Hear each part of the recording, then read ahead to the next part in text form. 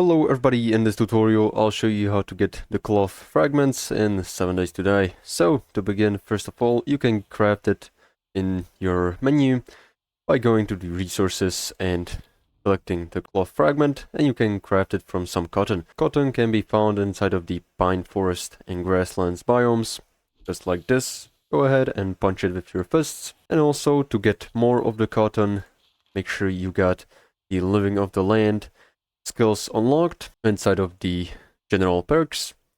Also, if you have the Wastelands Treasures book of level 6, you can make cloth from plant fibers from 20, so make sure you find it, and if you do, you can get it much more easily.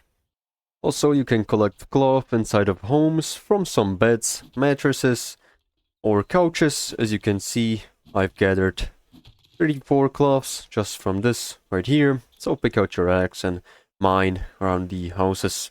Also, you can mine these blinds to get some cloth also. And also you can search around the houses like nightstands, luggages and clothing piles to get the cloth fragments. And this is pretty much all how to get it fast and easy in 7 days.